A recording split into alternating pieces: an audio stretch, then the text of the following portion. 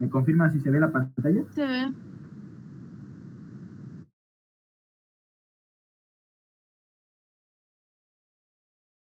Clase. Me levanta la mano, si es posible, o enciende su audio para confirmar. Sí se ve, Auxi. Allá. ¿Quién dice? ¿Quién levantó la mano? No lo vi. Ah, ya. Cuya Ruth. Muy bien, Ruth. Te encargo, por favor. La grabas la clase y luego la subís, ¿ya? Por favor, te encargo. Bien. Entonces, chicos, vamos a empezar. Bueno, vamos a continuar la parte de patología del estómago. Un tema muy bonito que quiero que todos ustedes participen, pregunten, si tienen dudas, pregunten, les encargo. Nuevamente les digo, tómense, no sé, alguito para, para que puedan despertar. Eso les encargo muy bien. Y obviamente todas las ganas para aprender. Eso es lo que les encargo ahora en esta tarde. Entonces vamos a empezar rápidamente. A ver. Parece que no quiero dar el puntero. Vamos a ver.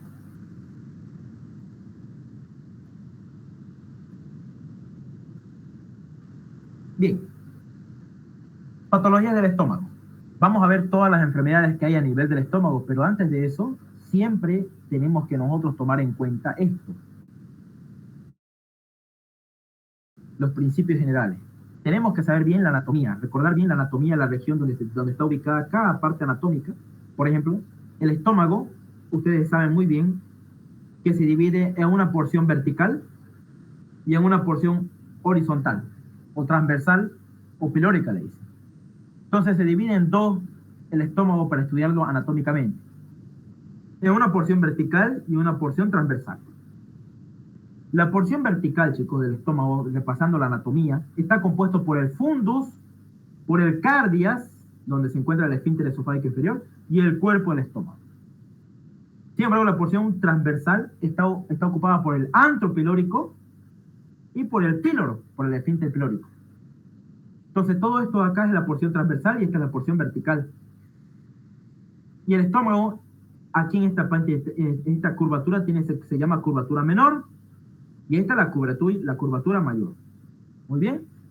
Hasta ahí repasando lo que es la anatomía del estómago. Y ustedes van a ver que en su mucosa interna del estómago tiene estas trabéculas, ¿no? De la mucosa. Importante recordar ese detalle anatómico que tiene trabéculas. Miren, hasta el píloro, ¿no? Todas estas trabéculas desde el fundus hasta el antro pilórico. Bien. Recordando un poco histología, vamos a ver aquí que el estómago tiene glándulas. Anotemos bien.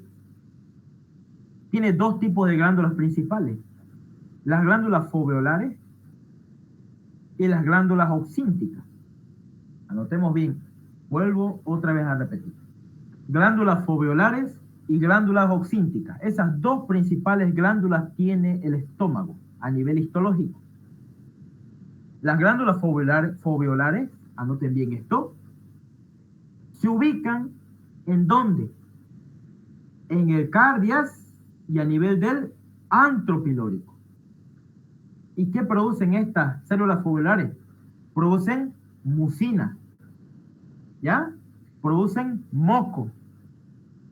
En estas glándulas foveolares también hay células G que secretan gastrina.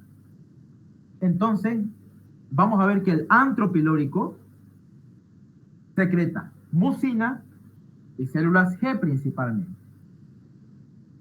Y esta porción de aquí arriba, que es donde están las glándulas oxínticas, ¿dónde se encuentran las glándulas oxínticas? En el fundus y en el cuerpo del estómago. Y esas glándulas oxínticas tienen células parietales, células principales. ¿Listo? Y las células parietales secretan ácido clorhídrico y las células principales secretan el factor intrínseco de Castre y el pepsino, y las parietales secretan el pepsinógeno. No digo, las principales secretan el pepsinógeno. ¿Listo? Vuelvo otra vez a repetir. Chicos, les vuelvo a preguntar. ¿Qué forman o qué secretan las células parietales en el estómago? Aquí está, miren. Las células parietales, ¿qué secretan? Recordando un poco de histología, ¿qué secretan las células parietales a nivel del fundus y a nivel del cuerpo del estómago? ¿Qué producen? Ácido clorhídrico y el factor intrínseco.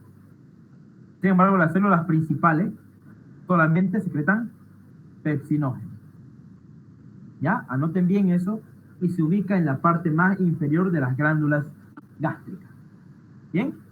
Entonces yo les vuelvo a preguntar, chicos, ¿en qué parte del estómago se secreta ácido clorhídrico y el factor intrínseco de Castle? ¿En qué parte del estómago se secretan esas dos sustancias? Vamos, chicos, ¿en qué parte del estómago?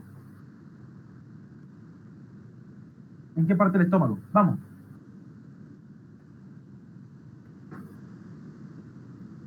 En el fundus y el cuerpo. Excelente. En el fundus y en el cuerpo del estómago hay células parietales y principales. Las parietales producen ácido clorhídrico y el factor intrínseco de Castle, ¿no? Sin embargo, las células principales solamente secretan pepsinógeno. ¿Y dónde encontramos todo esto? En el fundus y en el cuerpo del estómago. Y en el antro pilórico, chicos, ¿qué se produce principalmente? ¿Qué se produce en el antro pilórico? Se produce... Mucinas y células G. Excelente, mucina y células G. No células G se produce. Se produce mucina y gastrina, ¿ya? Las células G producen gastrina, ¿ya? Recordando un poco histología. Y las células foveolares secretan mucina, ¿ya? Hasta ahí, ¿todo claro, chicos? ¿Se entiende bien? ¿Facilingo? Bien. Vamos a continuar entonces. Ahí está un resumencito, mire, bien bonito. Células de la mucosa a nivel del cuello, de las glándulas foveolares, de las glándulas oxínticas, moco, péptido del trébol y secreciones de bicarbonato.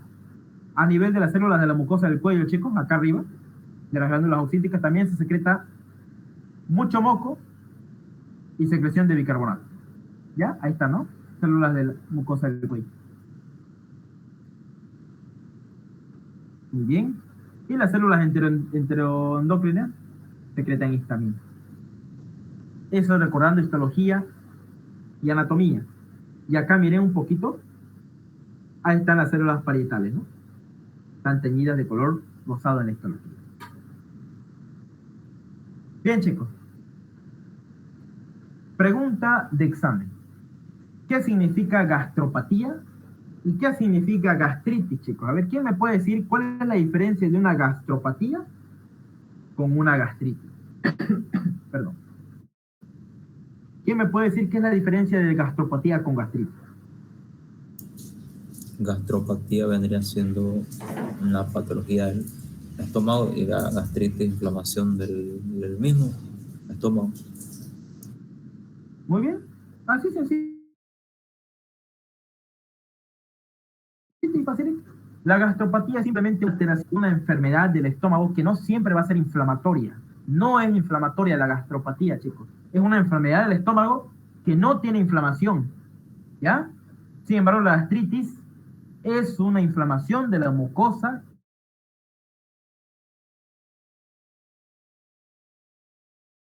gástrica. Entonces vamos a ver aquí, chicos, lo siguiente. Vamos a ver que el estómago, en su mucosa, hay factores defensivos que protegen al estómago. Ponemos acá factores defensivos. Los factores defensivos que protegen al estómago con cualquier otro agente, cualquier otra sustancia que uno consuma. Y hay factores lesivos, ¿ya?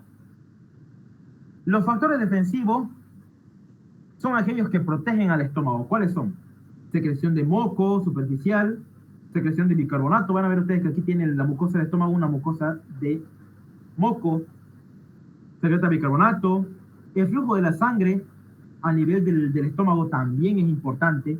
El transporte de la membrana apical, la capacidad regenerativa del epitelio y la secreción de prostaglandinas.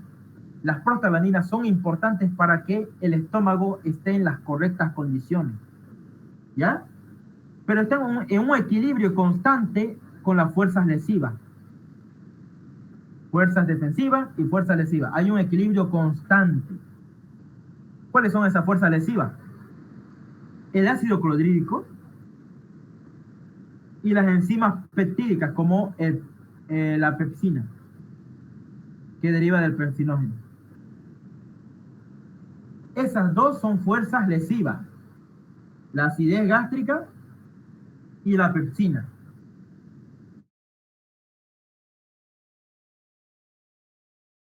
O el ácido clorhídrico son los encargados de dañar el estómago. Sin embargo, las fuerzas defensivas la protegen y entre ellas hay un equilibrio. ¿Qué pasa cuando hay un equilibrio externo? Esto más que todo es interno, es intrínseco. Defensa y lesiones intrínsecas. Pero ¿qué pasa cuando hay algún factor extrínseco? Algo por fuera, algo externo. Por ejemplo, el paciente consume durante más de 3 meses AINES, ibuprofeno, diclofenac, ketorolaco, entre otros fármacos. Consume medicamentos como ibuprofeno, naproxeno, ketoprofeno, todos esos fármacos que venden en la farmacia, antiinflamatorios, por más de 3 meses, consume ácido acetilsalicílico, que es el calmadol, fuma y es alcohólico el paciente, y de paso tiene una infección por el Helicobacter pylori, y tiene reflujo duodenogástrico por alguna debilidad del esfínter pilórico, o tiene hiperacidez gástrica. Cualquiera de estos factores, ¿ya? Son factores externos que pueden dañar directamente a la mucosa del estómago y convertirle en una mucosa enferma, una mucosa inflamada, ¿ya? Exposiciones lesivas o alteraciones de las defensas, puede ver acá. Y si sigue con esto de aquí va a dar una isquemia, un shock, va a haber un retraso del vaciamiento gástrico, donde va a haber más tiempo que el ácido va a estar dentro del estómago, y otros factores del hueso, por ejemplo, está con otra enfermedad o está inmunodeprimido. Todo esto me va a llevar a una formación de una úlcera, ¿no? Anoten bien eso, chicos. ¿Qué es una úlcera? Es aquella excavación anatómica, superficial, que va desde la mucosa del estómago hasta la parte de la submucosa. E incluso puede ir más allá, y ahí se va a llamar úlcera perforada. Entonces, chicos, vuelvo a repetir, chicos. No se olviden que hay factores intrínsecos que lesionan la capa del estómago y otros que defienden la mucosa del estómago. En ambos hay un equilibrio constante. Pero cuando se pierde el equilibrio entre ambos, cuando hay una infección por Helicobacter pylori, el paciente consume AINES, consume ibuprofeno, cualquier otro medicamento, calmadol, tabaco, alcohol, acidez, tiene una hiperacidez gástrica por un tumor productor de gastrina, o tiene un reflujo duodenogástrico. Todos estos factores me pueden lesionar y alterar las defensas del organismo, produciendo isquemia, shock, retraso del vaciamiento gástrico, y empeora el cuadro de mi paciente y va a llegar a una úlcera. Entonces, chicos, el factor principal para que haya úlcera, no se olviden, es el ácido clorhídrico, la acidez gástrica. El principal factor para que haya una úlcera es el ácido clorhídrico. Nunca se olviden. Para que se forme una úlcera tiene que haber mucho ácido. Anoten bien eso, es importante. ¿Ya? ¿Se entendió hasta aquí, chicos? ¿Alguna pregunta? ¿Alguna duda? ¿Hasta cuántos meses tiene que tomar el paciente fármacos, AINES, para que tenga una lesión subjetiva en el estómago? ¿Cuántos meses les dije? Por más de 3 meses.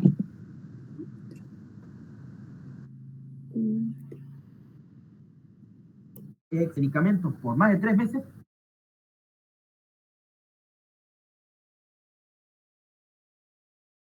de seguro va a tener una lesión en el estómago. ¿Listo? Que esté igual, aunque esté tomando ibuprofeno y diclofenaco, que son los fármacos menos gastrolesivos, pero igual va a tener lesiones del estómago. Ibuprofeno o diclofenaco, ¿no? Que esté tomando. El calmadol es el ácido acetilsalicílico, es el que más rápido lleva a la lesión gástrica porque es ácido. De paso, si está combinado con tabaco, con alcohol, con una hiperacidez gástrica por un tumor tal vez, o un reflujo duodenogástrico, cualquiera de esas lesiones, o peor, que es lo más común, el Helicobacter pylori, va a progresar a una úlcera. Obviamente que tiene que estar relacionado con la isquemia, algún shock, por ahí el paciente está quemado, por ahí el paciente es inmunodeprimido, todo eso me va a llevar a un... Para que una úlcera, hay que haber ácido clorhídrico para que se forme una úlcera. ¿Tiene que haber o no tiene que haber?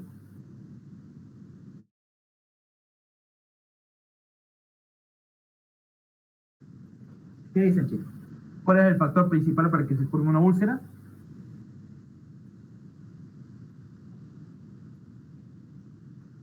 Vamos, chicos, ¿cuál es el factor principal para que se forme una úlcera? Ácido clorhídrico. Eso, muy bien. Y chicos, todos estos medicamentos de los AINES, consumir altas concentraciones de alcohol, tabacos, eso de ahí, y una hiperacidez gástrica, un reflujo de la bilis hacia el estómago, es imposible, bueno, es posible que la bilis del duodeno se vaya al estómago, hay también eso, se llama reflujo biliar, producen gastropatía, ¿ya? Anoten bien, los AINES, el alcohol, el tabaco, el reflujo de la bilis producen gastropatía. El aumento de secreción de ácido clorhídrico produce gastropatía. No se olvide, ¿ya? Gastropatía. Pero la infección por el Helicobacter pylori, que produce una inflamación de la mucosa, se llama gastritis, ¿ya?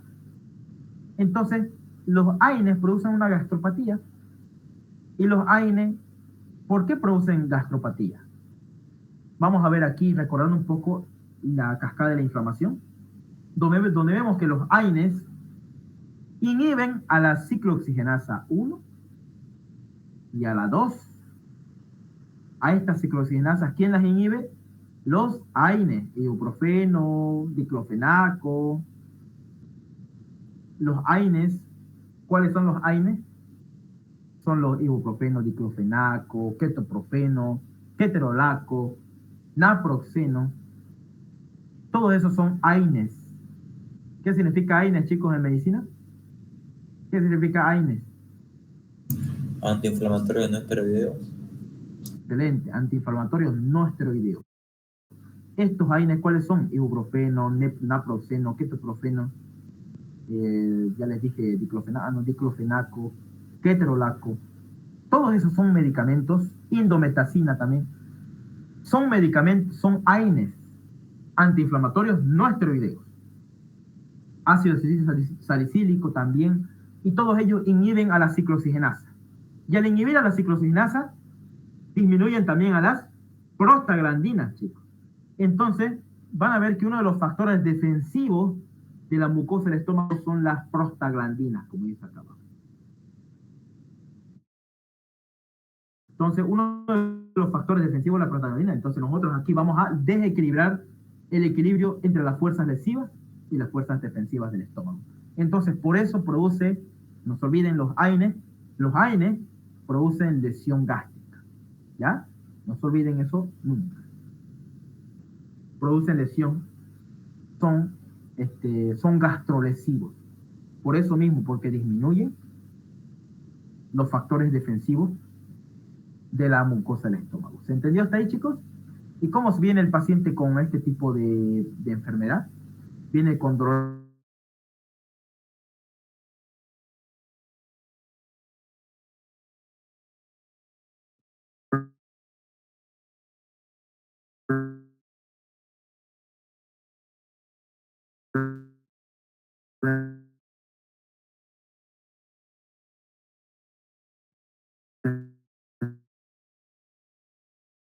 el estómago, en el epigastrio, náuseas y vómitos viene el paciente. ¿Tiene alguna?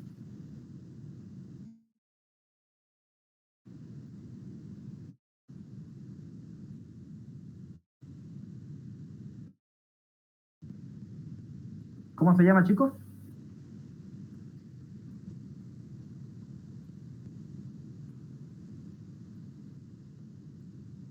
Se llama endoscopía digestiva alta. Bien, así se llama este estudio que ustedes están viendo ahí. ¿Y qué están observando ahí, chicos, en esta imagen de acá? ¿Qué están observando? Ahí hay unos pliegues. ¿Sí? ¿Qué están observando acá? ¿Qué es esto? Todo esto aquí, ¿qué es? En esta endoscopía. Es la mucosa interna del estómago. Y se ve, ¿no? Moco, miren. Así tiene que ser la mucosa del estómago normalmente. Así como esto también, miren, normalmente así tiene que ser la mucosa del estómago, con unos pliegues gástricos por ahí. Cuando está vacío el estómago, hay estos pliegues gástricos. Cuando está lleno, no hay. Pero cuando está vacío el estómago, así se ven los pliegues gástricos. Esta es una mucosa del estómago normal. ¿Ya? Esto aquí es el esfínter pilórico. Así tiene que estar medio cerradito, ¿no? Y acá no hay pliegues gástricos. Si se dan cuenta aquí, ustedes no hay pliegues gástricos. Este es el esfínter pilórico también normal acá, mira, a la derecha. Este es el esfínter pilórico y aquí todo planito. No tiene muchos pliegues. Y acá,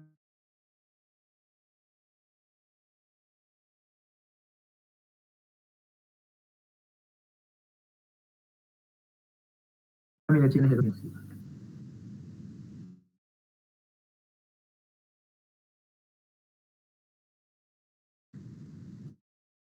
¿sí? Y es frecuente cuando se toma AINES. Tipo de gastritis, nosotros gastritis. Hay varios tipos de gastritis según su morfología. Gastritis eritematosa, gastritis erosiva, que hace el o las heces de color negro, la gastritis hipertrófica, la gastritis nodular, de varios nodulitos aparecen, y la gastritis atrófica. Esto es más frecuente en la gastritis crónica. Entonces, chicos, miren, acá hay hay 6 tipos de gastritis de acuerdo a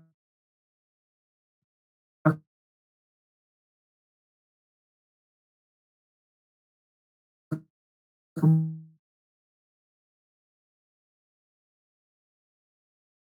Y esto aquí es normal. ¿Listo? Ustedes, chicos, ven pliegues gástricos acá. Acá ven pliegues gástricos. Acá ven pliegues gástricos. No, porque es una... Nosotros iniciamos. Ahora yo les pregunto, chicos, ¿por qué los AINES dañan el estómago? ¿Por qué? ¿Por qué dañan el estómago los AINES? Inhiben a la ciclooxigenasa en el ciclo de la inflamación. Muy bien, inhiben a la ciclooxigenasa. Y al inhibir la ciclooxigenasa, ¿quién se va a disminuir también? Las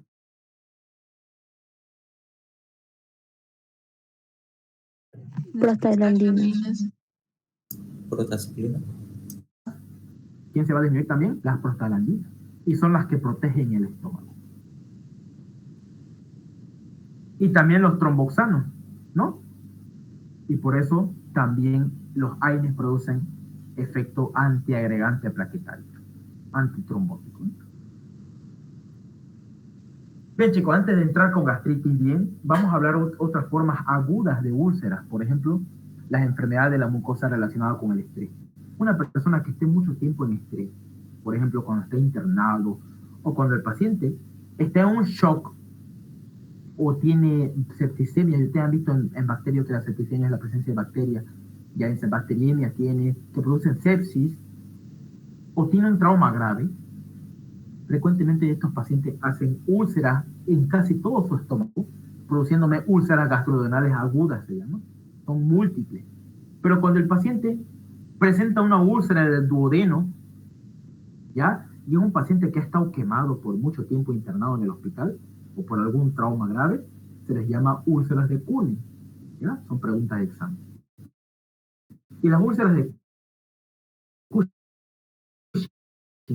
está relacionado frecuentemente a pacientes que están en alguna enfermedad a nivel del cráneo, alguna hemorragia a nivel del cráneo, un hematoma, no sé. Y estas úlceras, por estar mucho tiempo internado, aparecen a nivel del estómago, del duodeno y del esófago. Y esas se llaman. Entonces no se olviden, eso es muy importante. ¿Bien, chicos? Entonces, les vuelvo a preguntar, las úlceras de Curling, chicos, ¿en qué pacientes se presentan las úlceras de Curling y dónde se ubican?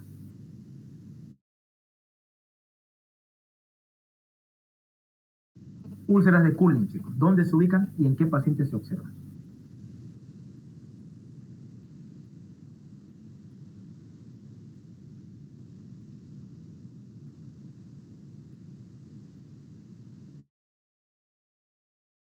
Vamos, chicos, ¿dónde se observan las úlceras de Curling? En la porción proximal del duodeno. Ujú. Muy bien. ¿En qué tipo de pacientes encontramos este tipo de úlceras? En pacientes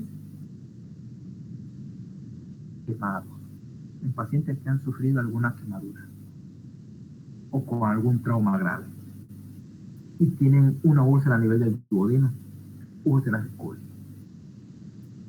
¿Hasta ahí se entendió, chicos? ¿Alguna pregunta que tengan para que entremos a gastritis crónica y sus complicaciones? ¿Alguna pregunta?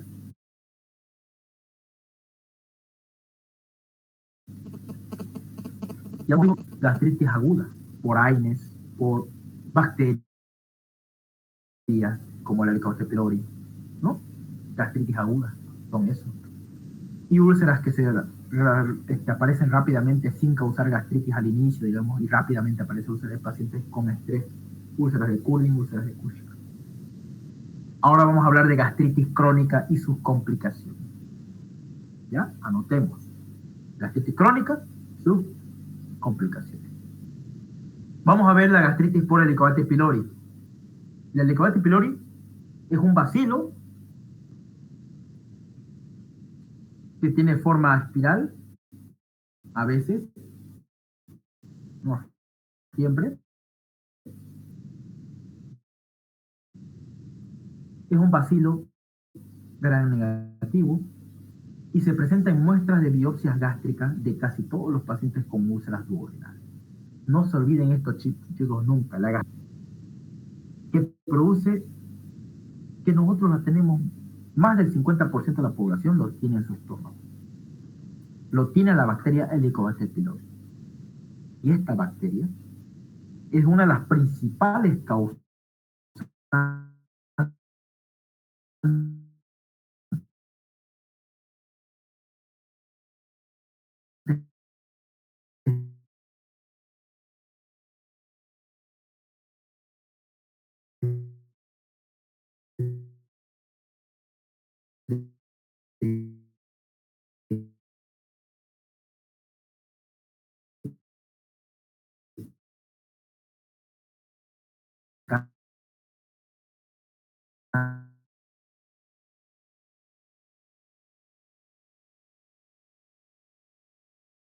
cáncer de estómago. Entonces, esta aguda de Helicobacter pylori no produce síntomas normalmente.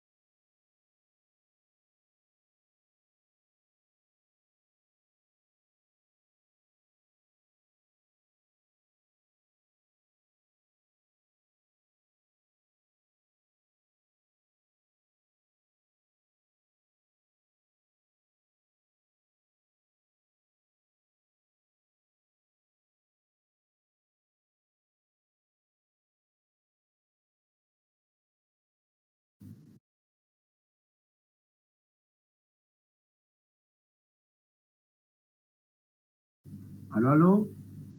Se cortó mi internet, chicos. ¿Se escucha bien?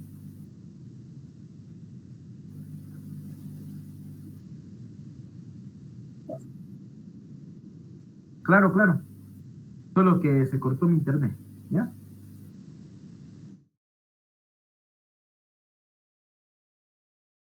Bien, les decía que la gastritis es una causa muy frecuente de gastritis en nuestro medio y produce un tipo de gastritis que se llama gastritis crónica. No produce gastritis aguda, produce gastritis crónica, no se olviden eso. De a poco en poco va evolucionando la enfermedad. ¿Ya? La gastritis por el Helicobacter pylori. Se muestra en la biopsia gástrica de casi todos los pacientes con úlceras duodenales. Entonces la gastritis, chicos, por Helicobacter pylori produce úlceras ¿en dónde? Úlceras a nivel del duodeno. Pregunta de examen, chicos, nunca se olviden esto. La gastritis por Helicobacter pylori, ¿dónde produce úlceras? En el duodeno.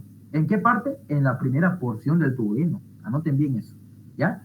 Y produce gastritis crónica antral, o sea, produce gastritis crónica atrófica a nivel del antro del estómago. Entonces, por eso se llama gastritis por Helicobacter pylori. Eso de ahí nunca se olviden. Helicobacter pylori, pylori, ¿por qué? ¿Por qué? ¿Por qué Helicobacter? Porque tiene una forma helicoidal, no espiral. Tiene una forma helicoidal. Esa es la forma de la bacteria, por eso se llama Helicobacter. ¿Y por qué pylori? Porque se ubica en la región del píloro, del estómago. En la región del píloro, esta infección va a producir una gastritis crónica antral. Y a nivel del duodeno va a producir úlceras pépticas duodenales. Entonces, chicos, no se olviden, la infección aguda al inicio no causa síntomas. Recién el paciente en la etapa crónica va a la consulta por el médico, porque ahí recién tiene síntomas intensos. Pero al inicio, en la etapa aguda, no tiene síntomas de relevancia o que no tienen mucha importancia. Y a veces se lo encuentra de rutina, sin que nosotros hayamos pedido. Muy bien, entonces, chicos, hasta aquí espero que se entienda la gastritis por Helicobacter pylori. Produce a la larga una gastritis crónica antral, así como esto. Chicos, en esta imagen, ¿qué es lo que ven? Acá arriba. ¿Qué les llama la atención en esta imagen? ¿Hay pliegues gástricos? ¿Ustedes ven pliegues gástricos? ¿Sí o no? ¿Ven como esto? ¿Dónde está? ¿Ven como estos pliegues de acá? Estos mismos pliegues de acá, ¿lo ven acá? ¿Se ve o no se ve? Esos pliegues gástricos. ¿Se ve acá? ¿Lo ven o no lo ven, chicos?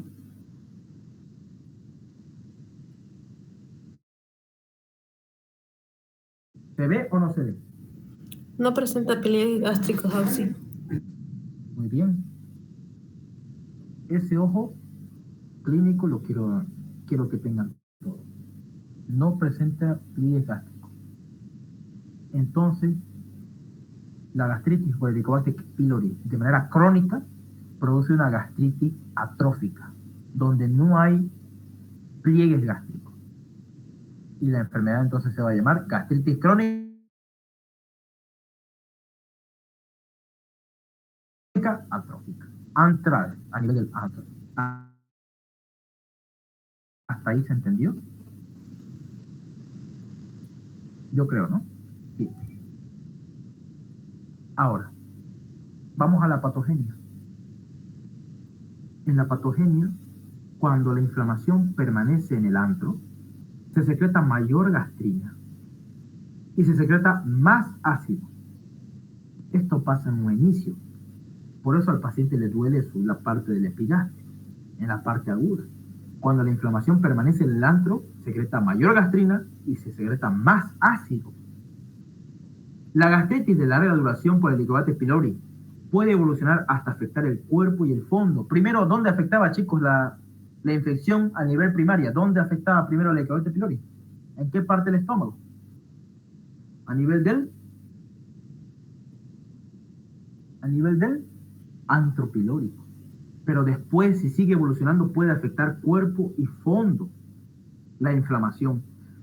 Esto da lugar a que la gastritis atrófica con pérdida de células parietales y metaplasia intestinal.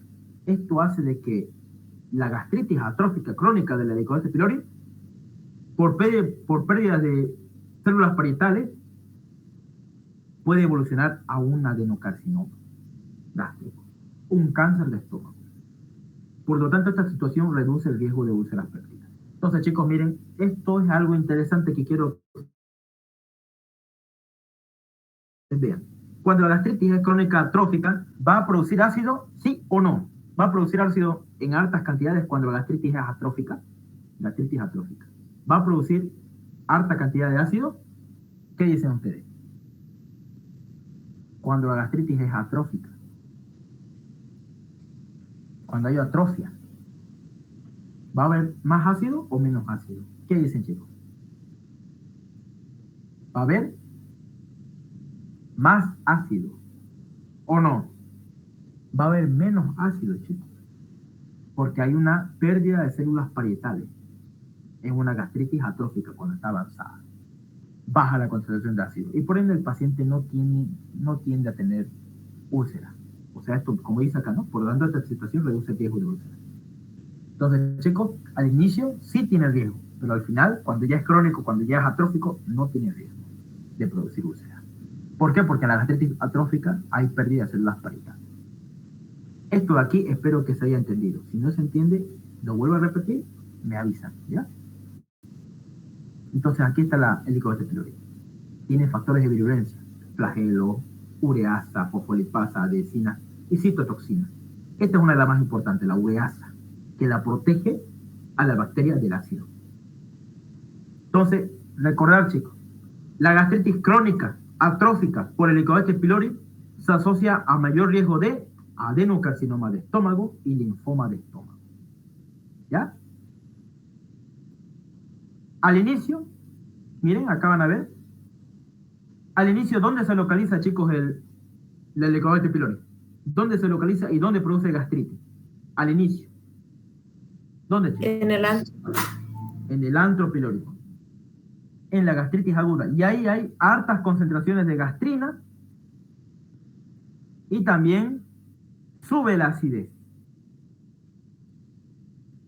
Hay harto ácido. Al inicio de la infección por Helicobacter pylori. ¿Ya? Sube gastrina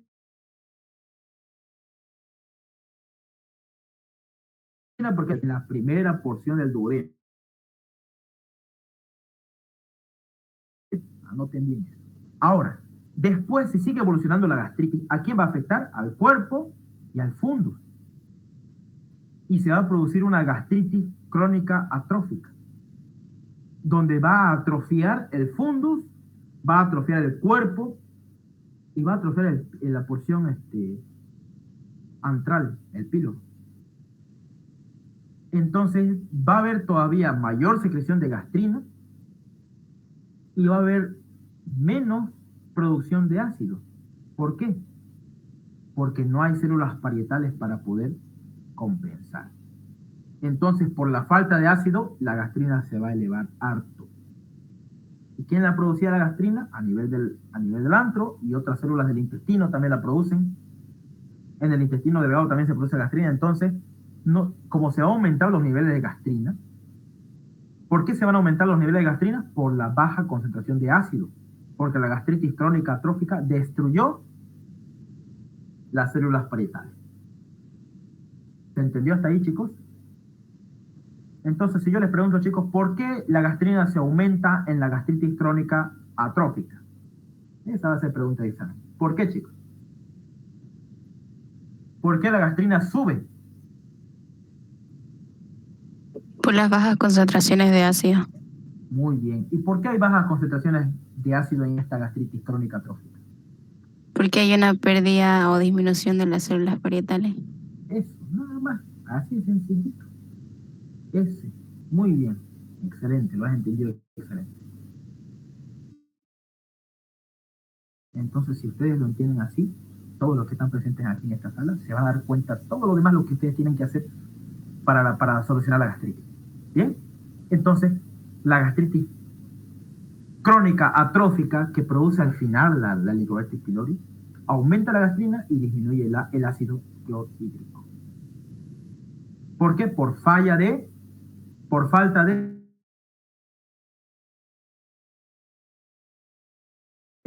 células parietales. ¿Listo? Y si las células parietales, ¿qué secretaban, chicos, las células parietales? Ácido clorhídrico. ¿Qué secretaban?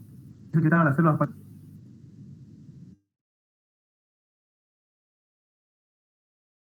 Ácido clorhídrico y factor intrínseco de Kastler. Si nosotros destruimos células parietales, si se destruyó por la gastritis crónica atrófica, también no va a haber factor intrínseco y el paciente va a tener una anemia perniciosa, ¿no? Y así es como se desarrolla este tipo de anemia. Entonces nunca se olviden, chicos. Una gastritis crónica atrófica que invadió cuerpo y fundus va a disminuir células parietales, por ende va a disminuir ácido clorhídrico y va a disminuir el factor intrínseco de Kastler. Y al no haber este factor intrínseco de Kastler, no va a haber absorción de vitamina B12 en el intestino.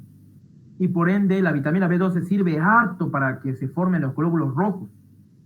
Como no va a haber vitamina B12 para que se formen glóbulos rojos, va a haber anemia perniciosa. Anoten bien, eso va a ser pregunta de examen. ¿Por qué hay gastritis? ¿Por qué hay anemia perniciosa en un paciente con gastritis crónica atrófica?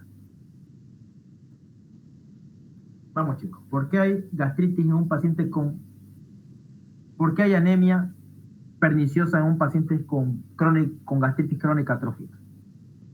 ¿Por qué hay anemia? ¿Por qué hay anemia perniciosa? Por destrucción de las células parietales que dejaron de producir el factor intrínseco de Kastler. ¿Listo? Por eso mis pacientes tienen anemia perniciosa. Última pregunta, chicos. Este tipo de anemia de gastritis crónica atrófica, ¿tiene la posibilidad de que se formen úlceras? ¿Sí o no? No. ¿Por qué?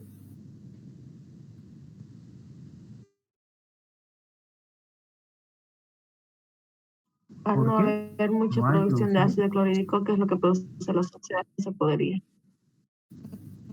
Ya, creo que se cortó un poco tu audio. Al no haber al no haber células parietales, no haber producción de ácido clorhídrico. Entonces, ¿qué va a pasar ahí? Al no haber producción de ácido clorhídrico, ¿cuál es el factor principal para que se forme una úlcera? Que hemos visto hace rato, es el ácido clorhídrico, el principal factor para que se forme una úlcera. Si no hay células parietales, no hay ácido clorhídrico, entonces no se forma úlcera, chicos. Entonces nunca se olviden. Y vuelvo a repetir, chicos. La gastritis crónica atrófica tiene riesgo a producir úlcera.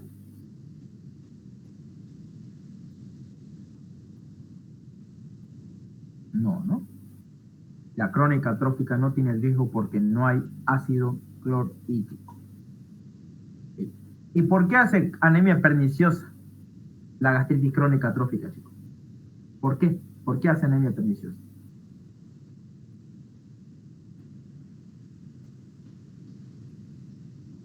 Porque al bajar el ácido también baja el factor intrínseco de Kastler, entonces no habría vitamina B12 y eso ocasionaría la anemia. Muy bien, no se absorbería, porque no te olvides que el factor intrínseco de Kastler se une con la vitamina B12 para absorberse en el intestino delgado. Y así se pueda formar, ¿qué cosa? Glóbulos rojos. Pero como no va a haber factor intrínseco de Kastler, ¿será que se va a unir la vitamina B12 que yo como de la carne? ¿Será que se va a unir a mi intestino para que se absorba? No. Entonces, ambos tienen que absorberse a la vez, el factor intrínseco junto con el vitamina B12. Pero como no hay factor intrínseco, no va a haber vitamina B12 que se absorba. Pregunta de examen, nunca se olvide, ¿ya? Bien. Y eso es por qué mi paciente tiene anemia. Ahora, si yo sé que mi paciente tiene una bacteria que es resistente al ácido, ¿qué le voy a pedir a mi paciente? ¿Qué le voy a pedir yo a poner aquí clínica.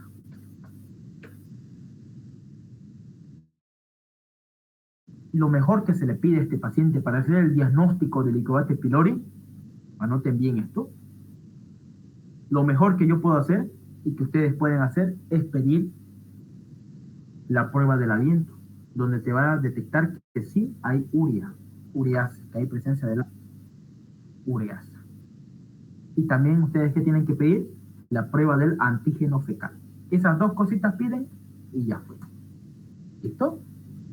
También se puede pedir serología, IgA, IgM para el Helicobacter pylori y también el PCR o proteína reacción en cadena polimerasa para el Helicobacter pylori. Entonces, chicos, eso de ahí no se olviden. ¿Bien? Entonces, chicos, ¿qué le tengo que pedir a mi paciente para hacer el diagnóstico del Helicobacter pylori? ¿Qué le pido? ¿Qué le voy a pedir? Para yo hacer el diagnóstico que a mi paciente tiene el Helicobacter pylori, ¿qué le voy a pedir? Una prueba del aliento, ¿no? Lo que más se pide en los hospitales es el antígeno fecal. Le llevas una muestra de ese fecal y ahí te lo detectan en el laboratorio. Se puede hacer una biopsia más un cultivo, se puede, y mejor el PCR, o también llamado reacción en cadena polimerasa para el Helicobacter pylori, o le pueden pedir también una serología IgM, IgG para el Helicobacter pylori. Listo, y así hacemos el diagnóstico. Entonces, chicos, ¿qué tipo de cáncer es más frecuente que me produzca? ¿Cuáles son los dos tipos de cáncer que me produce el Helicobacter pylori, chicos? La infección por Helicobacter pylori. Dos tipos de cáncer me produce. ¿Cuáles son?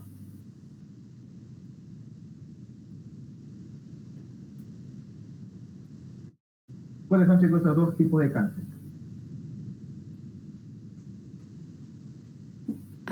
Adenocarcinoma y linfoma. Y linfoma gástrico. Muy bien. Ya está, mire cómo se ve en la histología. Infiltración inflamatoria de la lámina propia. Ahí está, mira, aquí está el epitelio cilíndrico simple del estómago, de la mucosa, y acá hay un infiltrado extenso de linfocitos. Y un nódulo, mira ahí, se formó debajo de la lámina propia del epitelio para producir más inflamación. Y esto se llama tinción de Warthin-Starry, chicos, y es para hacer un diagnóstico más preciso histológico del Helicobacter pylori. Ahí está, miren la bacteria. Ahí, ¿no? Ahí está, miren, se ve mejor aquí. Bacterias, mira, ahí están varias bacterias. Acá arriba más que todo, ahí están los bacilos de forma helicoidal a nivel del epitelio cilíndrico simple. Ahí está, miren, más todavía. Y aquí en la tinción de Warthin-Starry, ¿no? Pero ahí se ve, miren, más bacilos. Para hacer un diagnóstico más temprano de la Helicobacter pylori de manera histológica. Gastritis autoinmune. Si tienen preguntas, chicos, alguna pregunta de gastritis, pregunten, ¿ya? Gastritis autoinmune. La gastritis autoinmune o gastritis crónica autoinmune, junto con la gastritis por el Helicobacter pylori, ambas son gastritis crónicas. Pero esta gastritis autoinmune, como su mismo nombre lo dice, es autoinmunitaria. Esta gastritis respeta el antro pilórico, cosa que la de la Helicobacter pylori se localizaba en el antro pilórico. Pero en este caso la gastritis autoinmune respeta el antro pilórico. ¿Por qué? Ahorita lo vamos a ver. Respeta el antro pilórico y es una enfermedad autoinmune de la mucosa gástrica. También en la gastritis autoinmune respeta el antro pilórico y el cardias. Y afecta más que todo el cuerpo y el fondo del estómago. Y se acompaña de hipergastrinemia. Por eso se conserva la parte del píloro. Porque va a haber una hipergastrinemia incluso mucho más alta que la de por el Helicobacter pylori. Entonces, ¿hasta ahí se entendió? Chicos, ¿lo entendieron hasta ahí? Sí, Oxy. Muy bien. Se acompaña de hipergastrinemia, mucho más alta que la de la gastritis crónica atrófica de la Helicobacter pylori. ¿Ya? Mucho más alta. Aquí dice gastrina alta, pero en este caso la gastritis autoinmune, la hipergastrinemia, eso se llama hipergastrinemia, se denomina cuando hay gastrina mucho más alta y está presente en la sangre.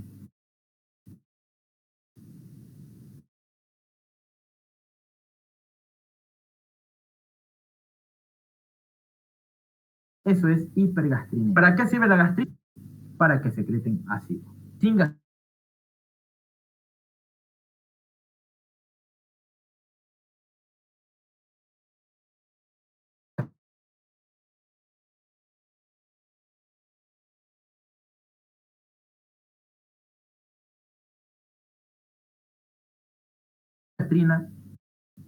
aunque con otras cositas también se estimula las células parietales, pero es parietales para que los foveolares que tengan células G para secretar gastrina en altas concentraciones. Esa es la gastritis autoinmune, chicos. ¿Listo? Afecta el antro, no, afecta el cuerpo y afecta el fondo del estómago y no afecta el antro pilórico. Anoten bien eso. Caso contrario es la gastritis por helicobacter. Y con el cuerpo gástrico atrofiado. Miren, no hay pliegues gástricos acá en la endoscopia. No hay pliegues gástricos. Aquí también en el cuerpo no hay pliegues gástricos, hay atrofia. Aquí a nivel del fondo, digo del cuerpo y fondo, no hay pliegues gástricos. Acá hay unas placas blanquecinas glandulares. Esto es una fotografía.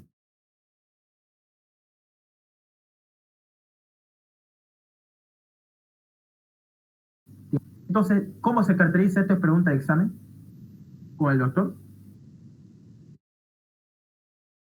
¿Cómo se caracteriza la gastritis autoinmune? Anticuerpos contra células parietales y factor intrínseco. Esa es la gastritis autoinmune, chicos. Es un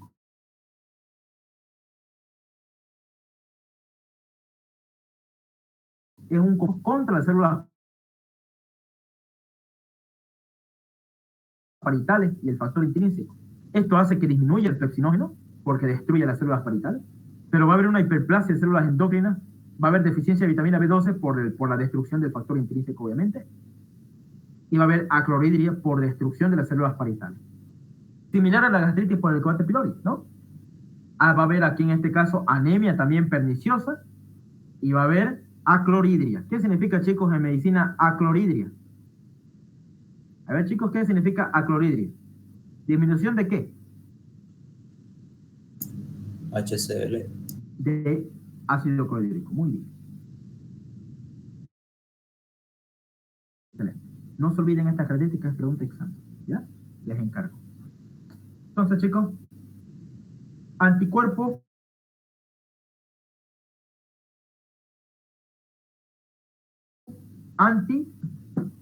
antispasparitales y FADECA. No va a haber ácido ni va a haber factor intrínseco, al igual que la gastritis por Helicobacter pylori, pero tiene sus diferencias. Miren acá. ¿Cuáles son las diferencias de lo uno del otro? ¿No? Aquí están las. Antes de irme acá, me voy a la patogenia. La patogenia, para que se desarrolle la gastritis autoinmune, está mediada por linfocitos T, CD4. Esa es pregunta de examen, no se olviden. Los linfocitos T, CD4 son los encargados en que toda la enfermedad autoinmune del estómago se produzca. ¿Ya? Entonces, al haber una ausencia de producción de ácido clorhídrico, va a aumentar los niveles de gastrina. Va a producir una hipergastrinemia mucho más alta que la de la gastritis por Helicobacter pylori. ¿Ya? Los linfocitos TCD4 van a ir dirigidos a las células parietales, a la bomba de protones, de sodio, potasio y al factor intrínseco de Castro. Pregunta de examen. Nunca se olviden esto. Y miren aquí, chicos. Esta es una gastritis normal al inicio. Una gastritis normal por Helicobacter pylori o por cualquier otro tipo de gastritis. Acá hay otra gastritis, pero ya atrófica, crónica de la Helicobacter pylori cuando ya está avanzada. Y acá, miren, una gastritis autoinmune. Solamente afecta el fundus y el cuerpo y respeta el antro pilórico. Pregunta de examen. Nunca se olviden esto. Muy bien. Y estas son las características histológicas. Lo vamos a pasar. Bien. Hasta aquí dijimos que íbamos a ver las diferencias entre gastritis autoinmune y gastritis por Helicobacter pylori. Miren, por ejemplo, la gastritis por Helicobacter pylori afecta el antro y la autoinmunitaria afecta el cuerpo, afecta el cuerpo y el fundus. Vean aquí, miren, la producción de ácido está ligeramente reducida en el Helicobacter pylori, cuando es al final, y acá en el autoinmune es meramente reducida. La gastrina está normal en la gastritis por Helicobacter pylori, o está un poco elevada, pero en sí en la autoinmune está muy elevada. La serología con Helicobacter pylori es positiva aquí en la gastritis crónica atrófica, y aquí en la autoinmune se encuentran anticuerpos contra células paritales, ¿no? Las secuelas que puede dejar la gastritis por Helicobacter pylori es la úlcera péptica, adenocarcinoma y linfoma. Sin embargo, la de la autoinmune es atrofia del estómago,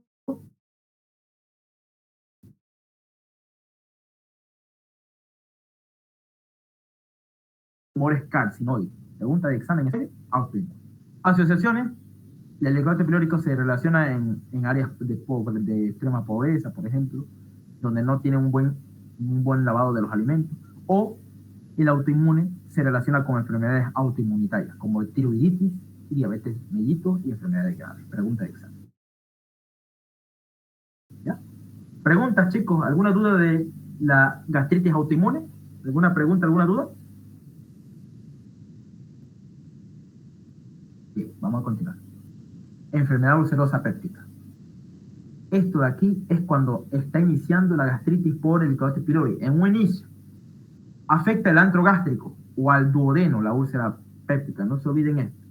Enfermedad por úlcera péptica. Y está asociada frecuentemente a infección por Helicobacter pylori. Está asociada también por el consumo prolongado de más de 3 meses de AINES, tabaquismo, mucosa gástrica ectópica. Entonces esto aquí no se olviden. La enfermedad ulcerosa péptica generalmente aparece en contexto de una gastritis crónica atrófica. ¿No? Digo, una gastritis crónica. No atrófica. Todavía no. Primero gastritis crónica. Entonces, chicos, pregunta de examen. La enfermedad de úlcera péptica se ubica en 2 lugares principales. Primera porción del duodeno y la curvatura menor del estómago a nivel del cuerpo del estómago. Pregunta de examen. No se olviden eso. ¿Dónde se localiza la úlcera péptica, chicos? A nivel de la primera porción del duodeno y a nivel del cuerpo en la curvatura menor del estómago. Ahí se localizan las principales úlceras pépticas. Ahora, chicos, yo les pregunto, ¿cuál de esas dos es más frecuente? ¿La úlcera duodenal o la úlcera gástrica? ¿Cuál es más frecuente, chicos?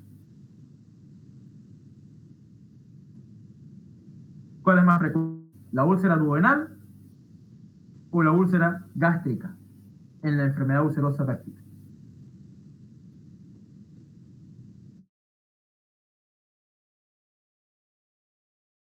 ¿Dónde es más frecuente? Vamos, chicos. ¿Quién ha leído, quién ha estudiado? Más frecuente a nivel del duodeno. ¿Cuál de estas aquí me da señal de que es maligna? De que puede progresar un cáncer. La úlcera de estómago.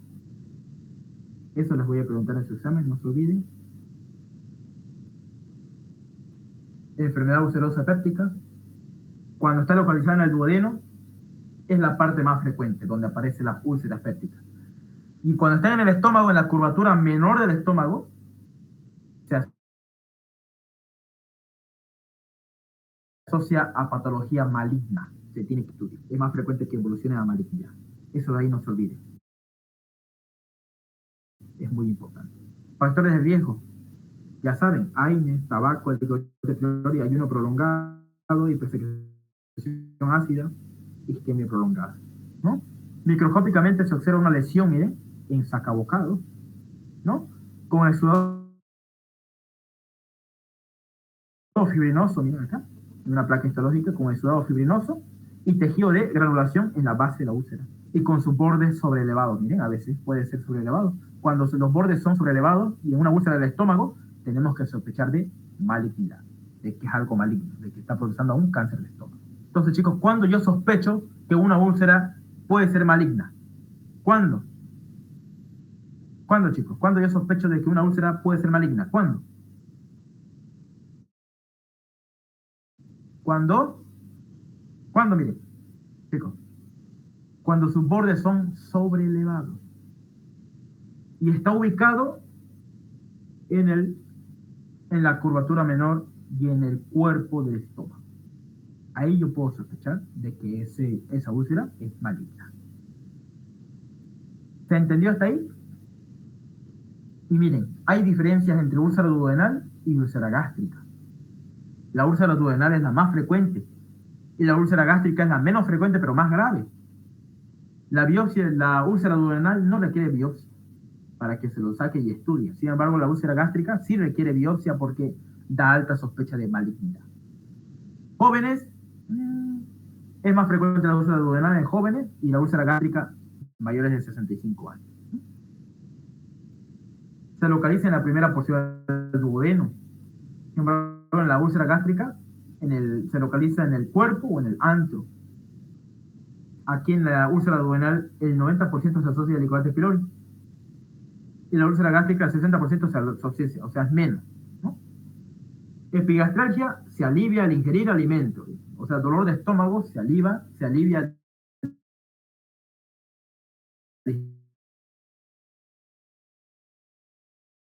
ingerir alimentos.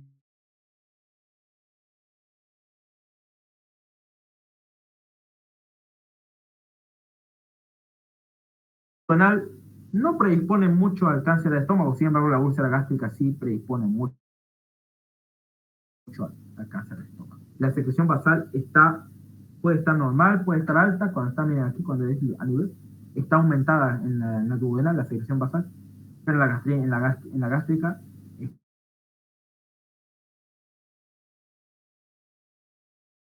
está normal origen. Hasta aquí se entendió entonces, chicos, la diferencia de una úlcera duodenal y de una úlcera gástrica. Lo más importante, lo que quiero que ustedes se lo aprendan bien, y es que están las complicaciones de una úlcera péptica. Estos tres son lo más importante. Hemorragia digestiva alta, que es la más frecuente, la complicación más frecuente de las úlceras. La otra es que se penetre y luego se perfore el estómago, perforación de víscera hueca. Y el otro es la obstrucción. Obstrucción porque se puede estenosar o puede haber una estenosis pilórica por la propia úlcera. Entonces, chicos, nómbreme 3 complicaciones principales de las úlceras pépticas. ¿Qué va a pasar con esta úlcera? Vamos, chicos. 3 complicaciones de la úlcera péptica. ¿Quién me puede decir? Las 3 complicaciones principales. ¿Cuál es? ¿La primera cuál es?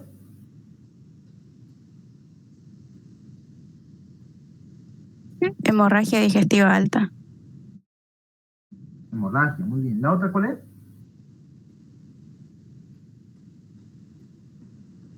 Perforación. ¿Y la otra? ¿La última? Obstrucción. Muy bien. Porque se puede volver una úlcera, una estenosis pilórica. En lugar de la úlcera se puede volver una estenosis. 3 complicaciones principales: hemorragia, perforación y obstrucción. Y la otra es la penetración, que no es muy frecuente. La más frecuente de todas estas es la hemorragia. Los pacientes se quejan por a veces vomitar con sangre, y también se pueden quejar de que al hacer sus deposiciones, al ir al baño, al hacer sus necesidades, hacer las deposiciones salen de color negro. De eso se quejan los pacientes cuando tienen úlcera. No se olviden la descripción histológica, se les va a preguntar también. Y las diferencias de una úlcera duodenal con una úlcera gástrica. Me gustó esta diferencia, lo más completo posible lo que pillé, y se los puse en aquí como diapositiva. Chicos, ¿cuándo podemos sospechar de que la úlcera péptica es maligna? 2 cosas que tenemos que sospechar. Vamos. ¿Cuándo sospechamos que la úlcera puede ser maligna? Así como esta acá. Bordes elevados. Muy bien. ¿Y cuál es la otra? Bordes elevados, ¿y qué más? Y cuando se encuentra en el cuerpo gástrico o en la curvatura menor. Excelente. Cuando están a nivel del cuerpo gástrico o en la curvatura menor específicamente del estómago. Ahí ya tenemos que sospechar de malignidad. ¿Listo? Las complicaciones ya se las saben. Está muy bonito este resumen. Ya se los pasé al privado. Así que espero lo estudien bien y lo sepan aprovechar esos apuntes tan bellísimos. 10 de 10. Bien, chicos. Ya hemos visto alguna pregunta que tengan de todas estas diapos que hemos visto hace ratito. ¿Alguna pregunta? Ya nos falta poco. ¿Alguna pregunta? ¿O quieren tomarse un descanso? ¿O continuamos? Gastropatías hipertróficas. Bien, continuamos, ¿no? Bien. Gastropatías hipertróficas. Estas gastropatías son sin inflamación. Simplemente es el crecimiento de la mucosa gástrica. Tenemos dos gastropatías principales. La enfermedad de Menetrier y el síndrome de... ¿Qué? La enfermedad de Menetrier es una enfermedad poco frecuente y se asocia a una secreción excesiva del factor de crecimiento transformante alfa, TGFA. Factor de crecimiento transformante alfa. Esto se secreta mucho y eso hace que la mucosa del estómago, específicamente el cuerpo y el antro del estómago, se hipertrofia. Y del fondo del estómago se hipertrofian el factor de crecimiento transformante alfa. ¿No? A veces aparecen acompañados, se ha visto que esta enfermedad de Menetrier se ve acompañado de infecciones virales como en citomegalovirus en pacientes pediátricos o por infección por Helicobacter pylori. Se ha visto esta enfermedad de Menetrier. ¿Y de cómo se caracteriza la enfermedad de Menetrier? Por una hiperplasia difusa del epitelio foveolar, chicos. Hiperplasia difusa del epitelio foveolar, o sea, del epitelio que secreta moco dentro del cuerpo y del fondo del estómago. Entonces aumenta, se va del antro, se va al cuerpo y el fondo, pero respeta el antro pilórico, más simplemente daña el cuerpo y el fondo del estómago.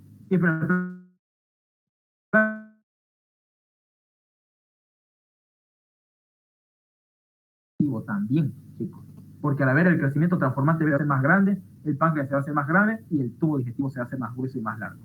Y también se caracteriza por hipoproteinemia, por pérdida de albúmina en el estómago, por secreción gástrica. Y así se ve, miren, chicos, una enfermedad de Menetrier, miren, hiperplasia de la mucosa e hipertrofia, ¿no?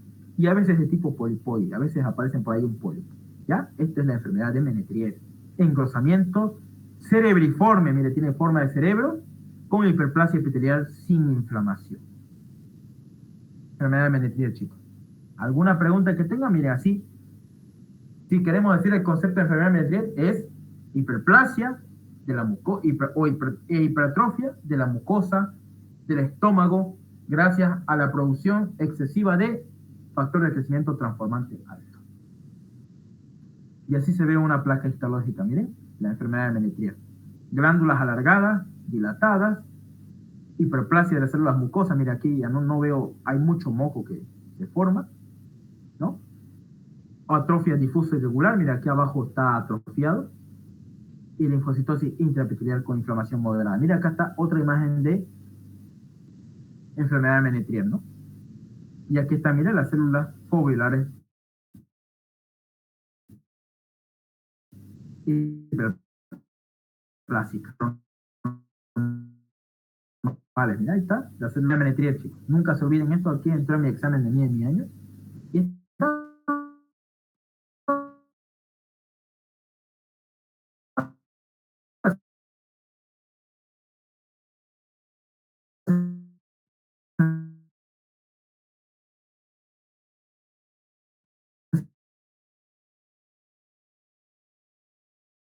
se ubica en el cuerpo y en el fondo del estómago, pero respecta a los tumores neuroendocrinos, secretores de gastrita.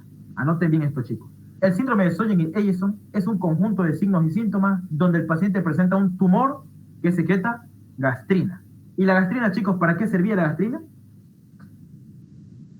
¿Para qué me servía la gastrina en mi estómago? Para estimular a las células parietales y secreten más ácido. Entonces, chicos, si hay un tumor ubicado en el páncreas, ahí también el páncreas, ¿no? O ubicado en el intestino delgado y produzca altas cantidades de gastrina, ¿qué va a pasar con mi ácido clorhídrico, chicos? ¿Qué va a producir? ¿Qué va a pasar con el ácido clorhídrico? ¿Va a aumentar o va a disminuir si hay mucha gastrina? ¿Qué va a pasar? Va a aumentar, chicos. Al haber hipergastrinemia e hipercloremia. Digo, hiperclorhidria. Harto ácido clorhídrico y harta gastrina. Síndrome de Zollinger-Ellison. Pregunta de examen, chicos. No se olviden. Se caracteriza por hiperclorhidria y hipergastrinemia. Síndrome de Zollinger-Ellison. Y se debe a un tumor que secreta mucha gastrina. Se llama gastrinoma. Y estos pacientes comúnmente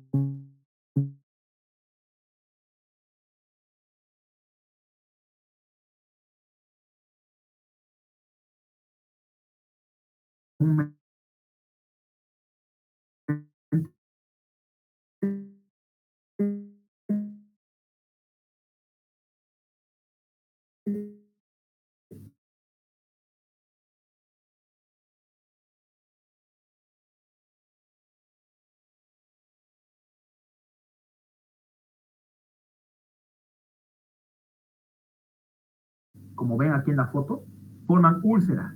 Se ven algunas erosiones. Macroscópicamente hay aumento del grosor de la mucosa oxíntica debido a la hiperplasia de células parietales. Eso sí, se van a aumentar las células parietales. Síndrome de Zollinger-Ellison. Va a haber hiperclorhídrica, hipergastrinemia. Y el tratamiento, obviamente, de estos pacientes es con omeprazol, ¿no? Para disminuir el nivel de ácido clorhídrico, 2 veces al día. Entonces, chicos, ¿dónde pueden estar localizados estos tumores llamados gastrinomas porque producen gastrina? ¿Dónde pueden estar ubicados?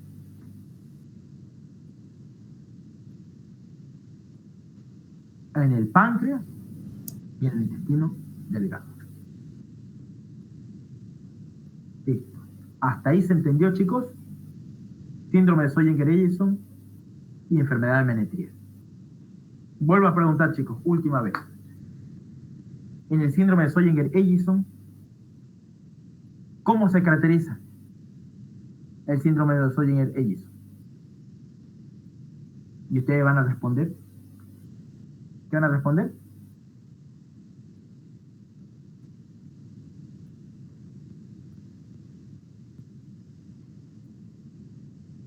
Se caracteriza por tener hiperclorhidria e hipergastrinemia, ¿no? Hiperclorhidria más hipergastrinemia igual a síndrome de Zollinger-Ellison, ¿no? Pólipos y tumores gástricos. Este es el último. Chicos, hay pólipos benignos que se pueden volver malignos. Uno de esos ejemplos es los pólipos inflamatorios. Son los más frecuentes. Los pólipos inflamatorios e hiperplásicos son los más frecuentes, chicos, en la parte de los pólipos, los tumores benignos. Y representa el 75% de todos los pólipos más frecuentes. ¿Ya? Relacionándose con la infección del helicobacter.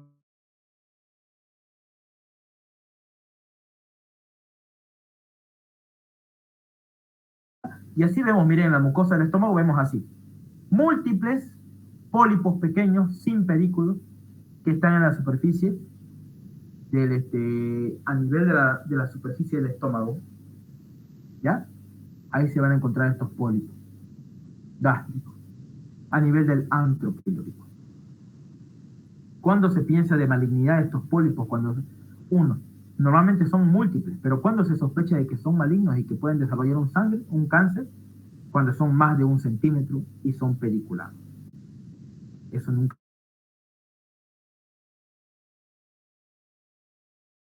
No se olvide, cuando son más de 1 centímetro y son reticulares. Características macroscópicas, miden menos de 1 centímetro, son múltiples, forma ovoide en superficie lisa y erosión en superficie. Más frecuentemente a nivel del antro. Características microscópicas, glándulas foliares irregulares, dilatadas de forma quística.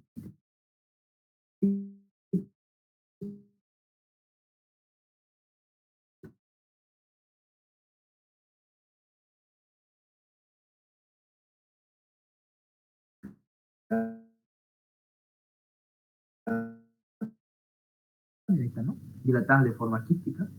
¿Cuándo? Cuando el tumor mide más de ¿cuánto? Cuando el tumor mide más de ¿cuánto le dije?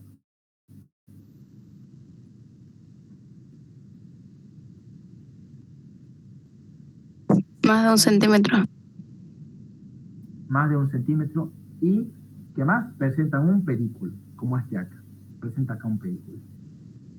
Con eso, con ese tipo de pólipo a nivel del estómago, ya tengo que pensar de que es algo maligno y tengo que realizarle una biopsia. Pólipos de glándula fúndica. Es común en pacientes con alteración del gen APC. Pregunta de examen. ¿Qué es el gen APC? El gen APC es un gen que protege al ser humano de los tumores gástricos, en este caso de la poliposis adenomatosa familiar. Pregunta de examen. Alteración del gen APC, ¿con qué se relaciona? Con poliposis adenomatosa familiar. Por eso estos pacientes tienen pólipos en el fundus del estómago. Normalmente son únicos, ¿ya? Pero también están relacionados con la ingesta del consumo excesivo de inhibidores de la bomba de protones, ¿no? Que son omeprazol. Características macroscópicas. Se ubican en el cuerpo, fondo gástrico, lesiones delimitadas lisas, pueden ser únicos normalmente, comúnmente que sean únicos y rara vez es múltiples. Y acá hay una característica, miren, histopatológica. Glándulas irregulares, dilatadas de forma quística, como hemos visto en la anterior, células parietales y principales, inflamación, mira, ahí está, miren, las células parietales tienen una forma acá ya más cúbica, ¿no? En la parte quística, ¿no? Ya está. Este es un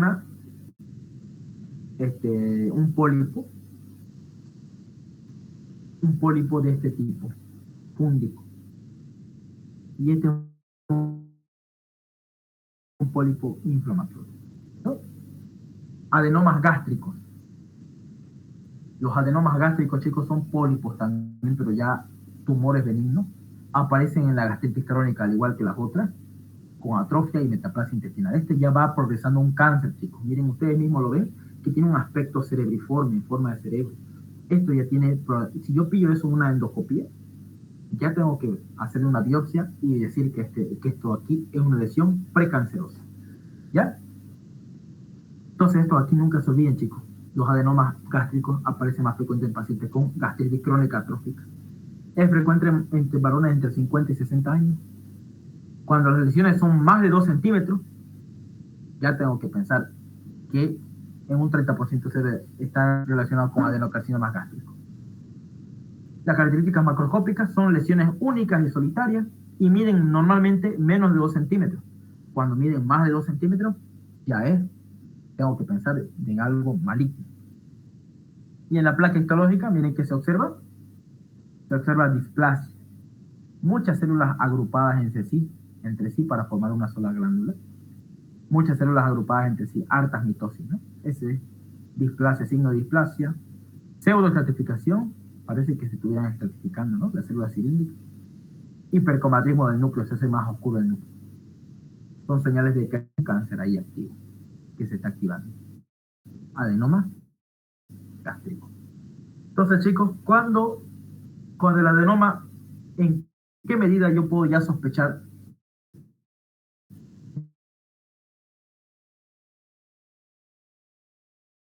de que es un cáncer? Más probable. ¿Eso sí? Más de 2 centímetros. ¿Y cómo se ve en Más de 2 histología? centímetros. Muy bien, más de 2 centímetros tiene que ver para que yo recién piense en algo maligno. Y en la histopatología, una pseudocertificación, ¿ya? y alargamiento y aumento del tamaño de la célula con hipercromatismo nuclear. O sea, están más oscuros los núcleos. Esos tres núcleos serían patrones para identificar una adenoma gástrico. Pregunta de examen, chicos, en práctica. Adenocarcinoma de estómago, el tumor más frecuente y más temido de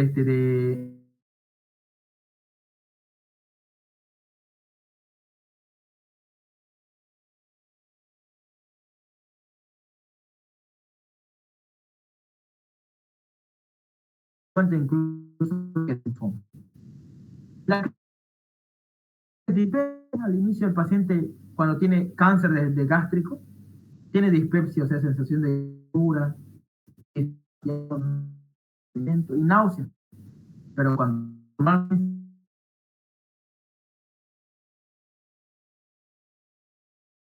en los casos pasa eso, era delgado, obviamente, iba a tener anemia, entre otras hemorragias, entre otras clínicas que va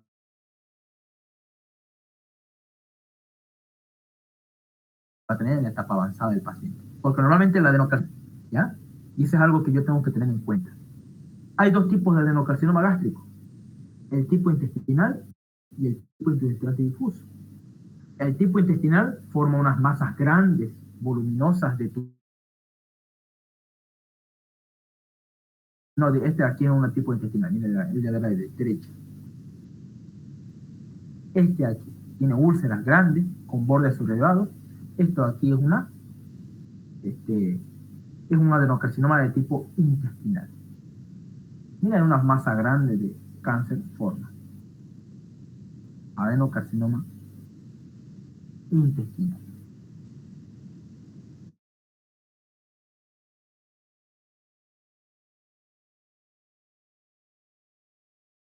De tipo, digo, el tipo infiltrante difuso del adenocarcinoma se infiltra en toda la pared interna y externa del estómago.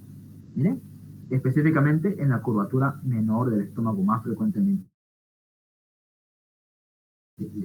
Engruesa los pliegues gástricos. Y eso se llama la forma del tipo infiltrante difuso, que me da una apariencia similar a un...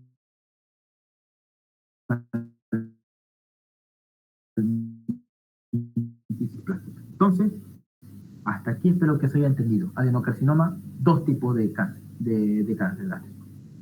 Intestinal y infiltrante difuso. ¿Listo? ¿Y a qué se debe frecuentemente el adenocarcinoma? A la pérdida de la función del gen supresor tumoral CDH1. Esa es la causa principal del adenocarcinoma gástrico. Y este adenocarcinoma, chicos, normalmente a la final, cuando nosotros ya lo detectamos después, hace metástasis y hace el famoso ganglio de Virchow, que es un signo de metástasis del cáncer de estómago, que se fue a la zona supraclavicular del lado izquierdo del paciente, donde se ve aquí un nódulo, ¿no? Ganglio de Virchow. Esta es pregunta de residencia. Nódulo de la hermana María José. También cuando hay en el ombligo un nódulo rojizo, ¿no? Y el tumor famoso llamado el tumor de Krukenberg, que es cuando el cáncer se diseminó desde el estómago por vía sanguínea hasta ambos ovarios. Tumor de Krukenberg. Es bilateral. Y ahí está, ¿no? Miren.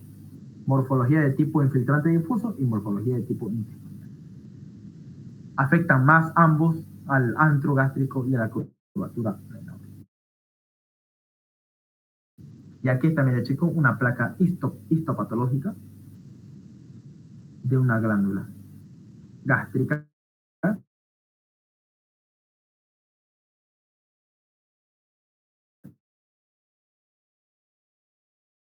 Y siempre observan células en anillo de sello por la acumulación de mucina en su interior. Células en anillo de sello. Va a ver que el núcleo es periférico. ¿No? El núcleo se hace periférico por el exceso de mucina que se secreta en esa célula. Y esto, chicos, ¿qué patrón sería? ¿Tipo intestinal, que hemos visto hace ratito, o tipo infiltrante difuso en células en anillo de sello? ¿Cuál de esos dos sería, chicos? La que ustedes están viendo en la imagen. ¿Cuál de esas dos sería?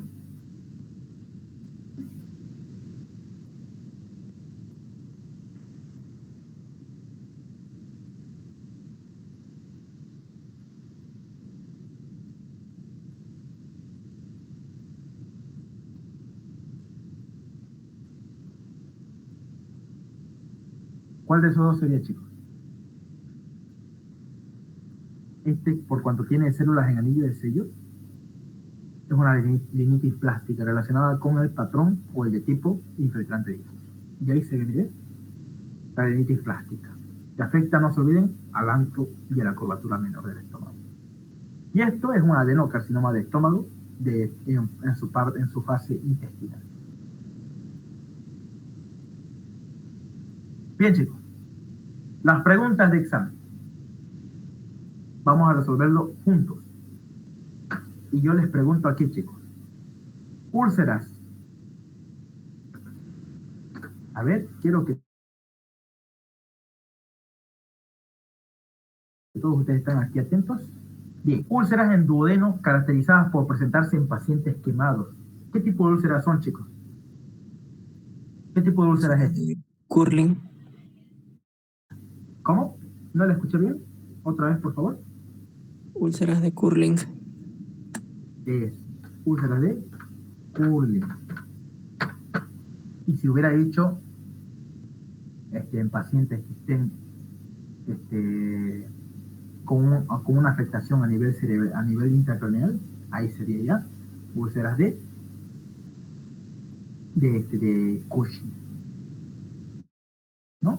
Pero en este caso es una úlcera de Curling, porque se presenta frecuentemente en pacientes quemados, y esa es la palabra clave, pacientes quemados. Gastropatía, chicos, asociada a la secreción excesiva de un factor de crecimiento transformante alfa. ¿Cuál es, chicos? Enfermedad de Menetrier. Excelente, enfermedad de Menetrier. Muy bien.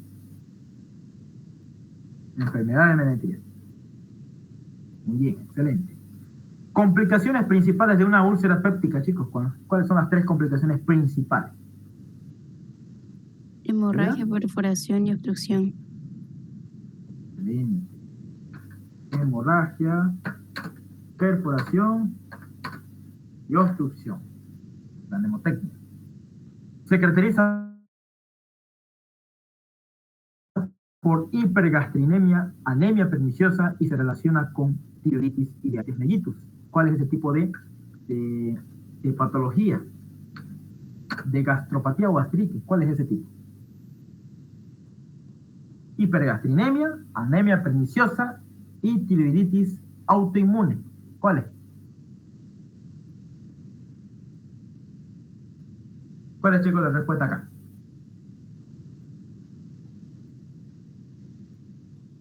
A ver. La gastritis autoinmune. Muy bien. Excelente. La gastritis. Gastritis autoinmune. Muy bien. Gastritis autoinmune. La gastritis crónica por Helicobacter pylori se asocia frecuentemente a 2 tipos de cáncer. Eso siempre es pregunta. ¿Cuál era esa 2? Adenocarcinoma y linfoma gástrico. Muy bien. Adenocarcinoma de estómago y linfoma gástrico. Factores defensivos de la mucosa gástrica, nombre 5. Todos hay que saberlo, los factores defensivos de la mucosa gástrica. ¿Cuáles son? Secreción de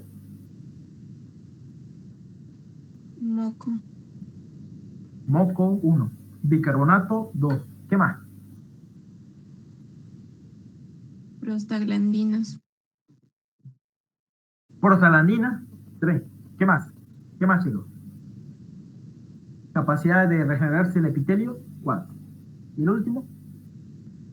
Flujo de sangre. Eso, un flujo sanguíneo local. Excelente. Gastropatía que presenta hiperclorhidratia más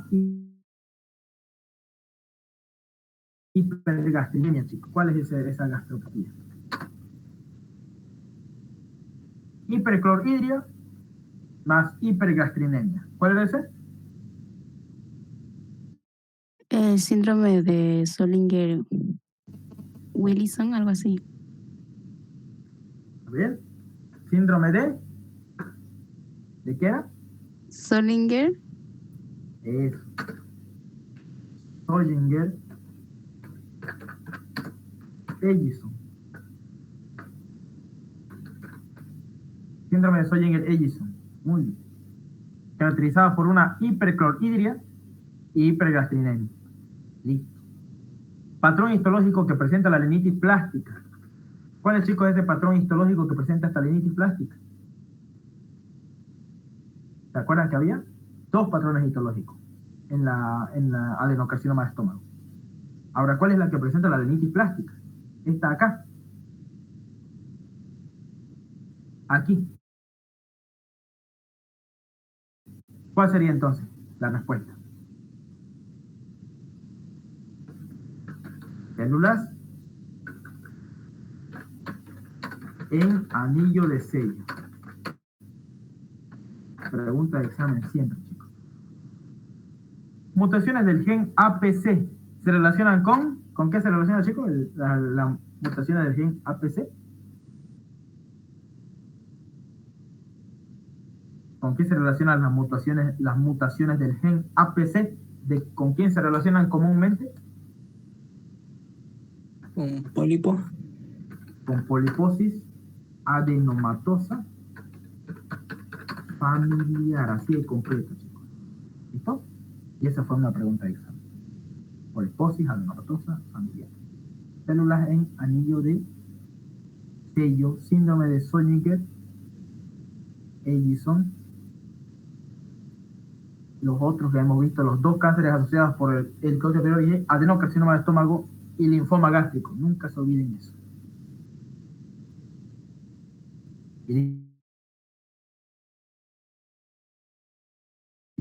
Gastro.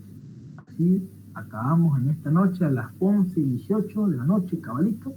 Acabamos todo gastro. ¿Alguna preguntita que tengan? Esto de acá, por si acaso, nunca se olviden. Esta es pregunta de residencia. Ganglio de Virchow, ganglio de la hermana María José. ¿Alguna pregunta, chicos? ¿Alguna duda que tengan sobre el tema? Más de eso, no creo que pregunten, chicos. Eso les digo. ¿Hasta dónde se diseminaba el tumor de Krukenberg? Disculpe.